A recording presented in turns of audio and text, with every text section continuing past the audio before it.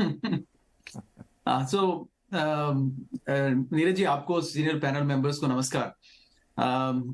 अच्छा, देखिए, गेम पे आते हैं। इंडियन मार्केट की आपने बात की ना नीरज, उसमें एक छोटा सा कमेंट ऐड कर दूं। अ, एक तो एक सबसे पहले पॉजिटिव न्यूज नीरज जी, और जो डिकेडल पॉजिटिव न्यूज है, विच इज जो जो मोदी साहब की विजिट थी यहाँ पर यूएस में, उसके बाद फ्रांस में भी जो उनको सपोर्ट मिला, ultimately lot of media circles on the left of centre were surprised here that ये टर्न ऑफ इवेंट्स क्या हुआ। And eventually the conclusion is के इंडिया की स्ट्रेटेजिक पोजीशन अब इतनी इंपॉर्टेंट है for these Western powers, for reasons we well know, that enemy is our friend, right? So if they have to compete with China in some sense, they have to have a presence in India. ये decadal India के लिए, Neeraj, economy के लिए बहुत अच्छी खबर है।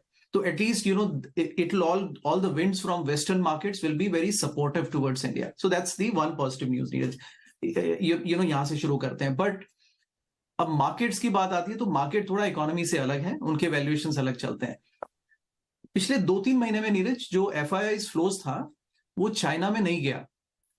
If you look at the high level numbers, तो इमर्जिंग मार्केट एक्स चाइना में अबाउट 40 बिलियन का फ्लो आया नीरज, एंड चाइना में अबाउट 33 बिलियन डॉलर्स का गया है। तो ये फर्स्ट टाइम हुआ है। इफ यू सी पिछले एक साल का देखेंगे तो चाइना में इनफ्लोज हुआ है, बाकी इमर्जिंग मार्केट से 70-80 बिलियन बाहर गया था।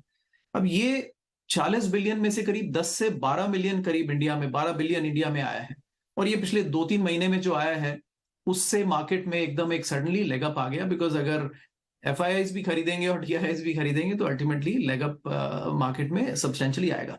ये हमारे मार्केट का नीरज एक रिस्क भी है, इंडियन मार्केट का, कि द मोमेंट थोड़ी सी भी बाइंग आती है, everything becomes so expensive, right? अब उस एक्सपेंस पे बाद में बात करेंगे, अब यूएस मार्केट पे थोड़ी चर्चा कर लेते हैं। नीरज, ये रैली सरप्राइजिंग है फर्स्ट ऑफ ऑल, और मार्केट में व्यूज डिवाइडेड हैं। Lot of people could not participate because ये सिर्फ 7 स्टॉक्स की रैली होके रह गई। अब ब्रॉडन आउट हो रही है, we will know, time will tell के ब्रॉडन आउट होती है कि नहीं होती है। लेकिन बाकी जो 493 स्टॉक्स हैं, उनको भी कुछ करना पड़ेगा। सिर्फ 7 स्टॉक्स पे तो हम आगे नहीं बढ़ सकते हैं अल्टीमेटली, राइट? और कल 2 नतीजे भी आए टेस्ला के, और उन्होंने भी निराश किया। अल्टीमेटली सब signal market is also trying to catch that जो हाइप हमने एआई के नाम पे इम्बाइब कर लिया इन कंपनीज में, प्रॉबेबली वो इतना नियर फ्यूचर में रियलाइज नहीं होगा, and then valuations might have to correct. 2 रास्ते निकलते हैं यहां से नीरज, या तो rest of the market will catch up, which is financials, discretionary, healthcare, utilities, other real estate, other companies will catch up. और नहीं तो ये 7 स्टॉक्स भी करेक्ट हो जाएंगे, तो मार्केट का वैल्यूएशन थोड़ा रीजनेबल लेवल्स पर आ जाएगा। S&P 500 long term 15x multiples पर चलता है, अब 20x पर आ गया है। अर्निंग्स पिछले साल के मुकाबले देखें तो अभी तक 7% डाउन है। तो ऐसे में मार्केट आगे छलांग लगा रहा है।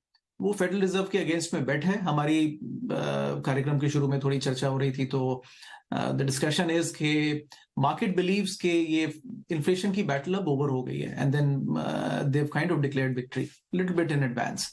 बट अगर कोर इन्फ्लेशन देखें नीरज, तो नंबर बिल्कुल ऑन डॉट कोर सर्विसेज में वहीं का वहीं 4.6 पे बना हुआ है।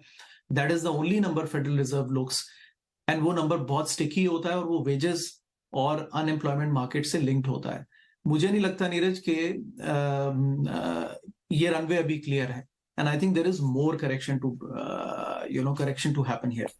मतलब I am happy to take more questions Neeraj, I understand ये। लेकिन अनुराग, ये बताइए, जैसे जो आपको फेड है ना, पिछली कमेंट्री मुझे याद है जब प्रेस कॉन्फ्रेंस की, उन्होंने बताया कि जो डेफिनेटली 2% का टारगेट अभी पीछे है, लेकिन लैग इम्पैक्ट जो हुआ है जबरदस्त हुआ है। और आप चाहे वो वेज ग्रोथ देखिए, उसमें भी थोड़ा स्लो डाउन आया है। हाउसिंग सेक्टर खास तौर पे रेंटल वाला वो काफ़ी नीचे गया है, यूज्ड कार वाला नीचे गया, जो आपके कंपोनेंट है ज़्यादातर जहाँ से इन्फ्लेशन बहुत बढ़ रहा था। तो ऐसी उम्मीद बन रही है कि मान लीजिए अभी 3% पे आ ही गया है, अगर ये 3% से अब धीरे धीरे गिरना शुरू होता, 0.2% गिरेगा, 2.7, 2.8, 2.9 के आसपास गया, तो शायद फेड को इतनी अब जल्दबाजी नहीं होगी कि नहीं नहीं और बढ़ाओ बढ़ाओ बढ़ाओ। वो तो मान रहे ना कि एक हाइक और कर दो, मार्केट ने मान लिया, चलो एक और बढ़ा लो आप। तो Neeraj the beauty lies in details. एक तो ये 3% को नंबर लेकर के जो मार्केट कैरियड आउट, हमें देखिए ऐसा नहीं, market is also has it sense, right, और मार्केट में प्लेयर्स हैं तो वो भी कुछ जजमेंट लेते हैं। लेकिन ये 3% नंबर में नीरज ये वही है which is at the back of the 9.5% जो हमें एग्जैक्टली एक साल पहले दिखा। तो उसमें अगर आप कंपोनेंट्स में जाते हैं तो वो सारा एनर्जी एंड यूटिलिटीज का इन्फ्लेशन -20 -25% नंबर आया है, और उसने ओवरऑल इन्फ्लेशन को नलीफाई कर दिया है, and that's where you see a 3% number, whereas the core is still at 4.6 4.7। उसको छोड़ के अगर पीसी कोर पे जाए तो नीरज वो तो बहुत ही स्टिकी है। आपने कुछ कंपोनेंट्स की बात की, I agree, used car down होता है, लेकिन हेल्थ केयर इंश्योरेंस बढ़ने लगा है। Health care generally off and on has become very sticky. So वो कोर सर्विसेज कंपोनेंट जो है, and you know people can say कि रेंटल्स डाउन हो गए, but we have to see exactly last month what number was, जो कि अगर जहां पे बम्प अप हुआ है तो अगले साल 12 महीने बाद वहां पे करेक्शन हो जाएगा। I don't read too much reduction in inflation beyond 4.5%. 4.5% is very high, Neeraj, और इस पे आई थिंक वो सितंबर आ रहा है, जैक्सन होल में फिर से मीटिंग होएगी। पिछले बार भी मार्केट दौड़ चला था, पॉवेल साहब सितंबर में जैक्सन होल में आए थे और उन्होंने एक छोटा सा नजरिया दिया था। एक साल हो चुका है नीरज, सिचुएशन तकरीबन वही है। आपकी लैग की बात ठीक है नीरज, बट वो लैग का इम्पैक्ट तो आना है, बाइडेन सर को चुनाव जीतना है, बाइडेन जी को चुनाव जीतना है कि नहीं जीतना है, ऐसे थोड़ी वो बढ़ा के रख पाएंगे। वो टाइम भी करीब आ रहा है, तो मुझे लगता है कि ये भी एक कंसिडरेशन होगा। अब इस पे आऊंगा दोबारा, अभी और हम लोग डिस्कस करेंगे। करेक्ट।